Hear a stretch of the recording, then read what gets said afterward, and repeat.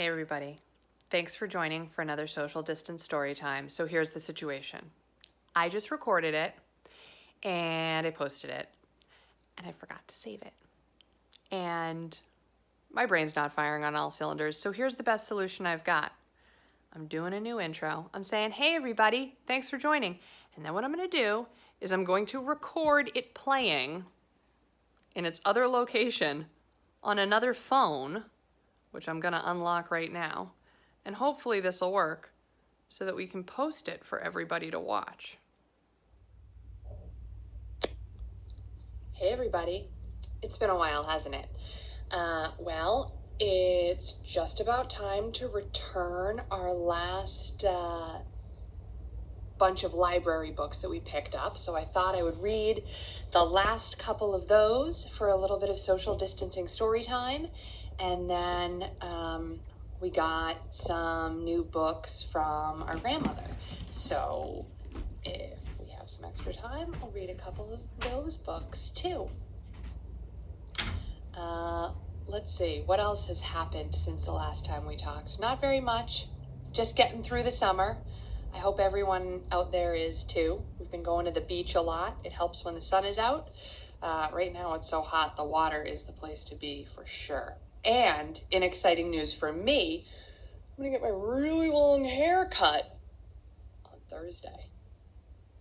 Probably you don't care about that, but I'm very excited about it. All right, so let's read a couple of books. I'll try my new technique where I flip around and you can read the books along with me if you want to. All right, so the first book we're going to read today is The Garden of Abdul Gasazi by Chris van Allsburg. You can see this book is kind of well loved from the library. The binding doesn't look so great, but you can still read the story pretty okay. 6 times Miss Hester's dog Fritz had bitten dear cousin Eunice, so when Miss Hester received an invitation to visit Eunice, she was not surprised to read, P.S. Leave your dog home.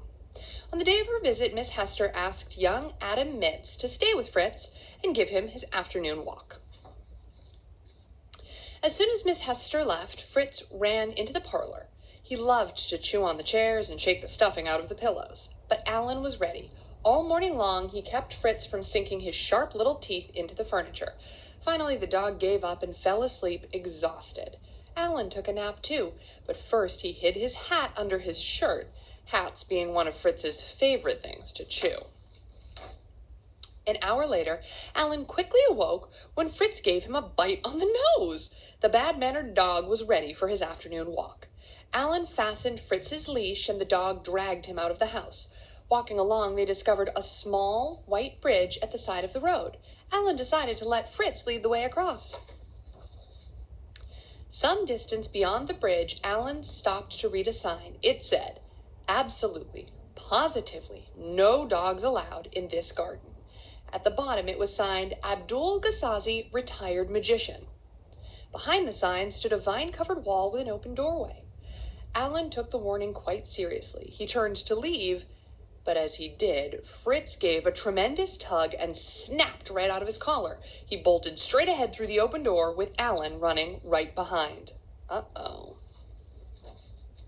Fritz, stop, you bad dog, cried Alan. But the dog simply ignored him. Down shadowed paths and across sunlit lawns they raced, deeper and deeper into the garden. Finally, Alan drew close enough to grab hold of Fritz, but as he reached out, he slipped and fell. Fritz barked with laughter as he galloped out of sight. Alan slowly picked himself up. He knew he had to find Fritz before Mr. Gasazi discovered him. Bruised and tired, he hurried off in the dog's direction. After a long search, Alan was ready to give up. He was afraid he might never find Fritz, but then he came upon fresh dog prints. Slowly, he followed Fritz's tracks along a path that led into a forest. The dirt path ended and a brick wall began. There were no more tracks to follow, but Alan was certain that Fritz must be just ahead. Alan started running. In front of him, he could see a clearing in the forest. As he came dashing out of the woods, he stopped as quickly as if he had run up against a wall. Ooh, what was it? For there in front of him stood a truly awesome sight. It was the house of Gasazi. Alan nervously climbed the great stairs, convinced Fritz had come this way and been captured. The boy's heart was pounding when he arrived at the huge door. He took a deep breath and reached for the bell, but before he touched the door, it swung open. There, in the shadow of the hallway, stood Gasazi the Great. "Greetings, do come in," was all he said. Alan followed Gasazi into a large room. When the magician turned around, Alan quickly apologized for letting Fritz into the garden. He politely asked that if Mr. Gasazi had Fritz, would he please give him back? The magician listened carefully and then, smiling, said, "Certainly you may have your little Fritzy. Follow me." With those words, he went to the door and led Alan back outside. They were walking across the lawn when suddenly Gasazi stopped by a gathering of ducks. He began to speak in a voice that was more like a growl. "I detest dogs. They dig up my flowers. They chew on my trees. Do you know what I do to dogs I find in my garden?"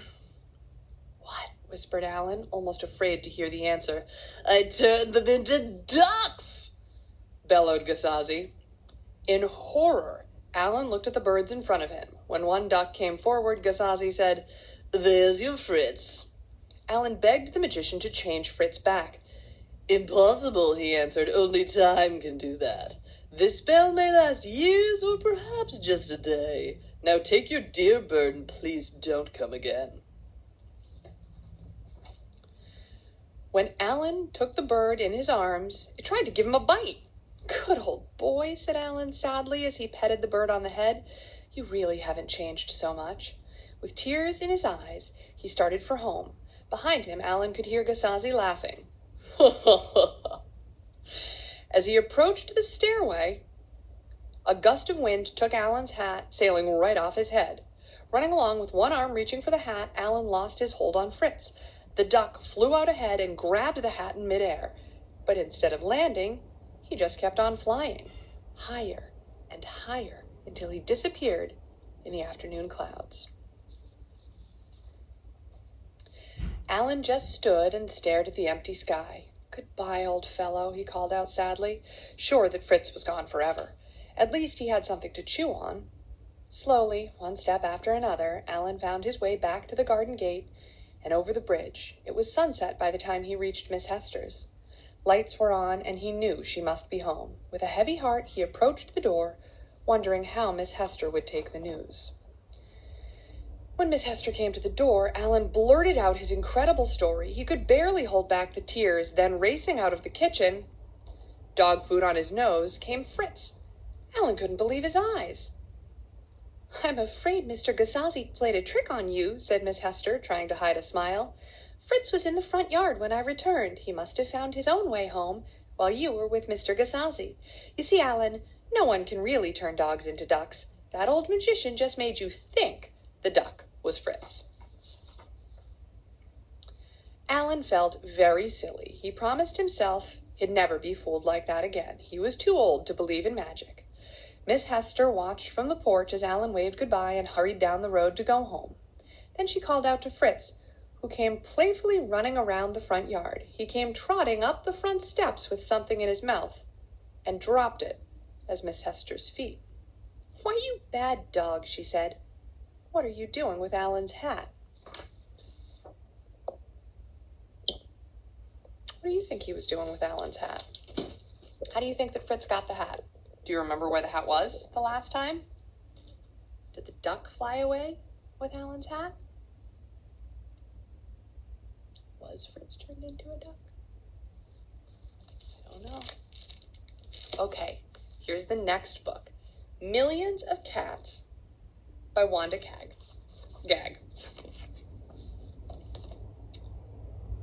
All right.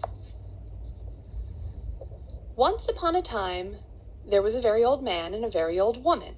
They lived in a nice clean house which had flowers all around it except where the door was. But they couldn't be happy because they were so very lonely. Whoop! "If only we had a cat," sighed the very old woman. A cat? Asked the very old man. Yes, a sweet, fluffy cat, said the very old woman. I will get you a cat, my dear, said the very old man. And he set out over the hills to look for one. He climbed over the sunny hills. He trudged through the cool valleys. He walked a long, long time, and at last he came to a hill which was quite covered with cats. Cats here, cats there, cats and kittens everywhere, hundreds of cats, thousands of cats, millions and billions and trillions of cats. Ho-ho! Cried the old man joyfully. Now I can choose the prettiest cat and take it home with me. So he chose one. It was white. But just as he was about to leave, he saw another one, all black and white, and it seemed just as pretty as the first, so he took this one also. But then he saw a fuzzy gray kitten way over here, which was every bit as pretty as the others, so he took it too. And now he saw one way down in the corner, which he thought was too lovely to leave, so he took this too. And just then, over here, the very old man found a kitten which was black and very beautiful. It would be a shame to leave that one, said the very old man, so he took it too. And now over here, he saw a cat which had brown and yellow stripes like a baby tiger. I simply must take it, cried the very old man. And he did. So it happened that every time the very old man looked up, he saw another cat which was so pretty he could not bear to leave it. And before he knew it, he had chosen them all. And so he went back over the sunny hills and down the cool valleys to show all his pretty kittens to the very old woman. It was very funny to see those hundreds and thousands and millions and billions and trillions of cats following him. Look at all those cats. They came to a pond. Mew, mew, we are thirsty, said the hundreds of cats, thousands of cats, millions and billions and trillions of cats. Well, here is a great deal of water, said the very old man. Each cat took a sip of water, and the pond was gone. Mew, mew, now we are hungry, said the hundreds of cats, thousands of cats, millions and billions and trillions of cats. There's much grass on the hills, said the very old man. Each cat ate a mouthful of grass, and not a blade was left. Pretty soon, the very old woman saw them coming. My dear, she cried, what are you doing? I asked for one little cat, and what do I see? Cats here, cats there, cats and kittens everywhere. Hundreds of cats, thousands of cats, millions and billions and trillions of cats. But we can never feed them all, said the very old woman. They will eat us out of house and home. I never thought of that, said the very old man. What shall we do? The very old woman thought for a while and then said, I know, we will let the cats decide which one we should keep. Oh, yes, said the very old man. He called to the cats, which one of you is the prettiest? I am. No, I am. No, I am. No, I am the prettiest. I am. No, I am. I am. I am, cried the hundreds and thousands and millions and billions and trillions of voices, for each cat thought itself the prettiest, and they began to quarrel. They bit and scratched and clawed each other, and made such a great noise that the very old man and the very old woman ran into the house as fast as they could. They did not like such quarreling, but after a while the noise stopped, and the very old man and very old woman peeped out of the window to see what had happened. They could not see a single cat. I think they must have eaten each other all up, said the very old woman. It's too bad.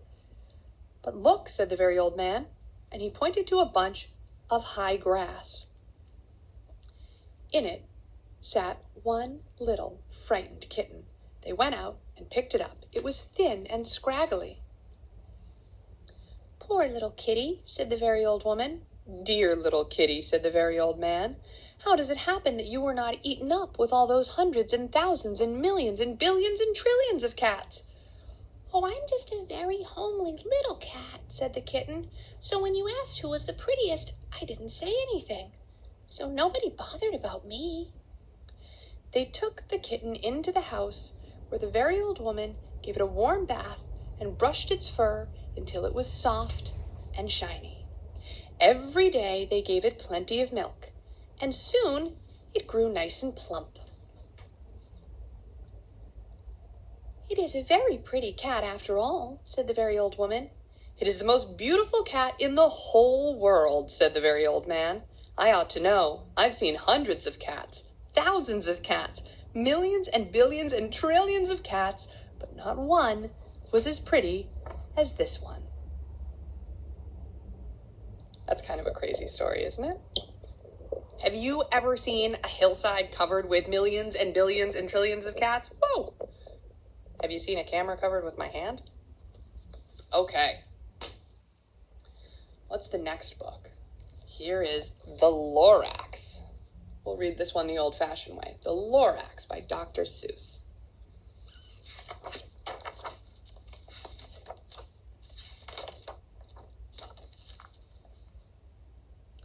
At the far end of town where the grickle grass grows, and the wind smells slow sour when it blows, and no birds sing except old crows, is the street of the lifted Lorax. And deep in the grickle grass, some people say, if you look deep enough, you can still see today where the Lorax once stood just as long as it could before somebody lifted the Lorax away. What was the Lorax, and why was it there? And why was it lifted and taken somewhere? From the far end of town where the grickle grass grows. The old Onceler still lives here. Ask him. He knows. You won't see the Onceler. Don't knock at his door. He stays in his lurkum on the top of his store. He lurks in his lurkum, cold under the roof, where he makes his own clothes out of muffered moof. And on special dank midnights in August he peeks out of the shutters, and sometimes he speaks and tells how the Lorax was lifted away. He'll tell you, perhaps, if you're willing to pay. On the end of a rope he lets down a tin pail, and you have to toss in 15 cents and a nail. And the shell of a great-great-great-grandfather snail. It's a very specific payment. Then he pulls up the pail, makes a most careful count to see if you've paid him the proper amount. Then he hides what you've paid him away in his snub, his secret strange hole in his grovulous glove. Then he grunts, "I will call you by whisper my phone, for the secrets I tell you are for your ears alone." Slip! Down slips the whisper-mophone to your ear, and the old Onceler whispers are not very clear, since they have to come down through a snurgly hose, and he sounds as if he has smallish bees up his nose. "Now I'll tell you," he says, with his teeth sounding gray, "how the Lorax got lifted and taken away. It all started way back, such a long, long time back. Way back in the days when the grass was still green, and the pond was still wet, and the clouds were still clean, and the song of the swomy swans rang out in space. One morning I came to this glorious place, and I first saw the trees, the truffula trees, the bright-colored tufts of the truffula trees, mile after mile in the fresh morning breeze. And under the trees I saw brown barbaloots frisking about in their barbaloot suits as they played in the shade and ate truffula fruits. From the rupulous pond came the comfortable sound of the humming fish humming while splashing around. But those trees, those truffula trees, all my life I'd been searching for trees such as these. The touch of their tufts was much softer than silk, and they had the sweet smell of fresh butterfly milk. I felt a great leaping of joy in my heart. I knew just what I'd do. I unloaded my cart. In no time at all, I had built a small shop, and then I chopped down a truffula tree with one chop.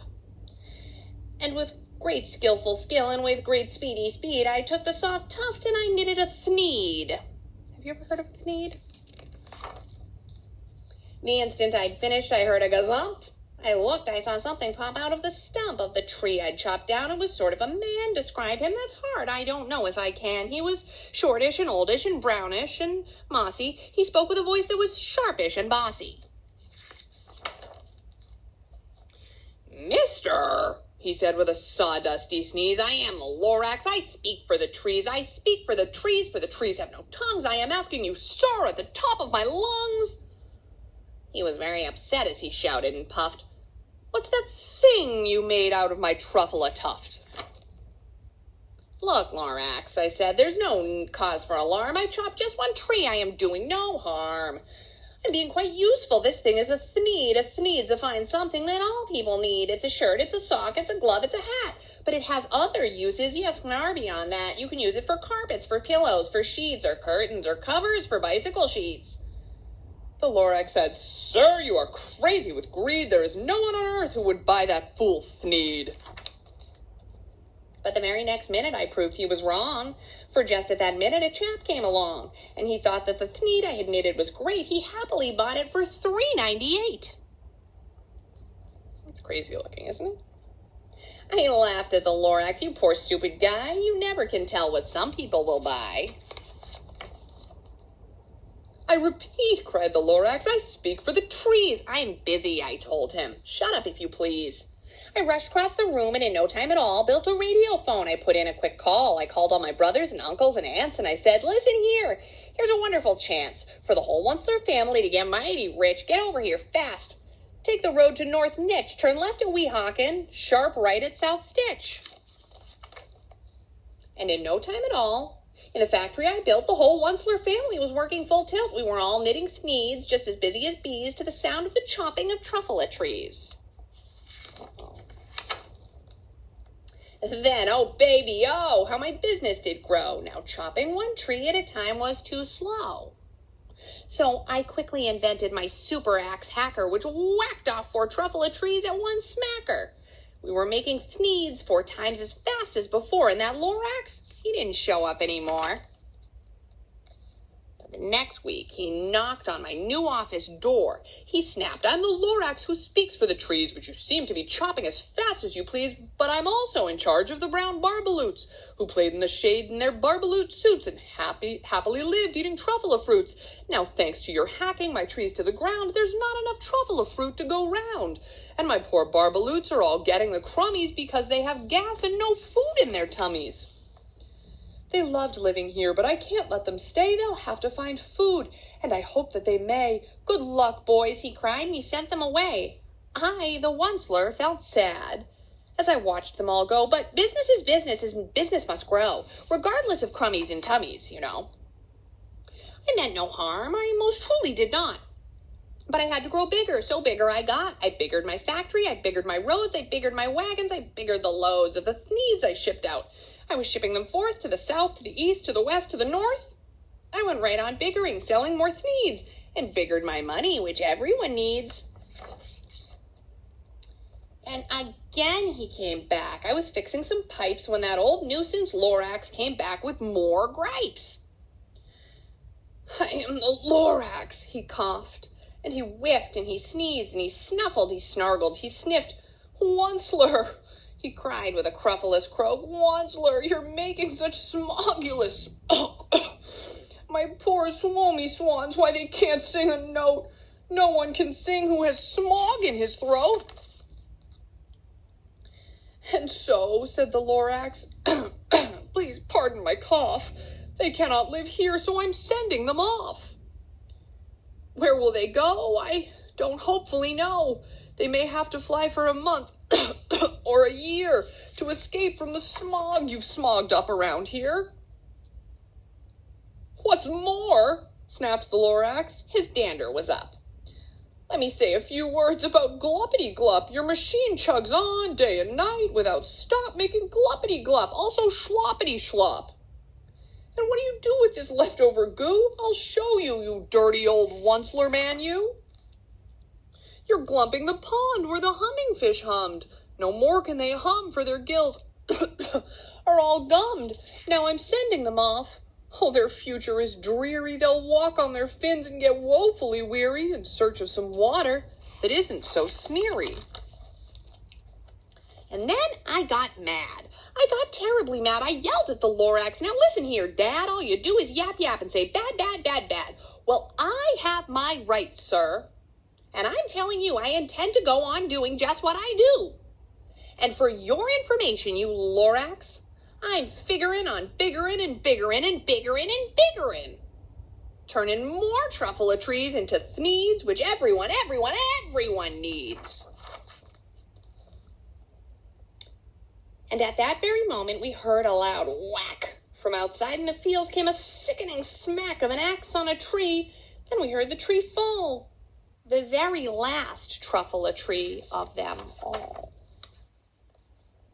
No more trees, no more sneeze, no more work to be done. So in no time, my uncles and aunts, everyone, all waved me goodbye. They jumped into my cars and drove away under the smoke-smuggered stars. Now, all that was left neath the bad-smelling sky was my big empty factory, the Lorax, and I. The Lorax said nothing, just gave me a glance, just gave me a very sad, backwards glance as he lifted himself by the seat of his pants, and I'll never forget the grim look on his face when he hoisted himself and took leave of this place, through a hole in the smog without leaving a trace. And all that the Lorax left here was this mess, was a small pile of rocks with one word, unless. Whatever that meant, well, I just couldn't guess, but that was long, long ago. But each day since that day, I've sat here and worried and worried and worried away. Through the years, while my buildings have fallen apart, I've worried about it with all of my heart. But now, says the Onceler, now that you're here, the word of the Lorax seems perfectly clear. Unless someone like you cares a whole awful lot, nothing's gonna get better. It's not. So, catch, calls the Onceler. He lets something fall. It's a truffula seed. It's the last one of all. You're in charge of the last of the truffula seeds, and the truffula trees are what everyone needs. Plant a new truffula, treat it with care, give it clean water and feed it fresh air. Grow a forest, protect it from axes that hack. Then the Lorax and all of his friends may come back. What do you think about that story? All right, I think we probably have time for maybe one more. We got some new books in the mail yesterday. I haven't read them yet, so hopefully they'll be up to your high standards of storytelling. Let's check it out. All right, we've got Fear the Bunny by Richard T. Morris and Pricilla Burris.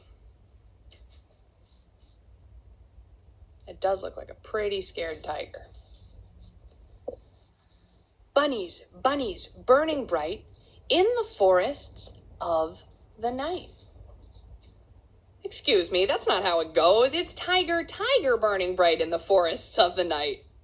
Oh yeah, I think I have heard that before.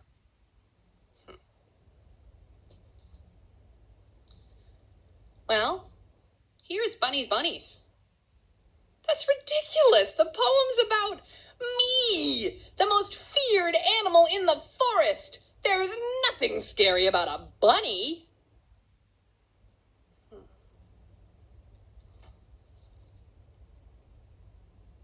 In this forest, we fear the bunnies. Oh, come on. What's a bunny gonna do? Hop on my head? Nibble my tail? Oh, that's not scary. Fear the bunny? That's a good one. Please, run away. Save yourself. Look, I don't run away from anything, okay? Have you seen these teeth? These claws? Come on. Do you hear that? I don't hear anything. The bunnies are approaching. Oh, the bunnies are approaching. Quick, someone check my vegetable garden. Do bunnies eat your vegetable garden? They eat mine. You are in grave danger. Hide now before it's too late. I'm a tiger. I don't hide from... You have to hide now. I can see your tail. How about now? Shh, the bunnies are here.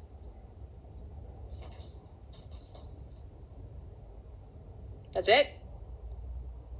You gotta be kidding me. A cotton ball is more ferocious than that thing. What's he gonna do? Cute me to death?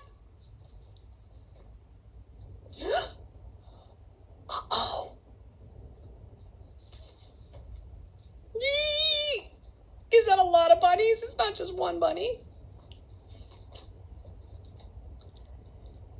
Bunnies, bunnies, burning bright. Well, looks like he learned his lesson. Bunnies, bunnies, burning bright in the forests of the night. What a mortal hand or eye could frame thy fearful symmetry? In what distant deeps or skies burnt the fire of thine eyes? On what wings dare he aspire? Oh, here's the rest of it. On what wings dare he aspire? What hand dare seize the fire?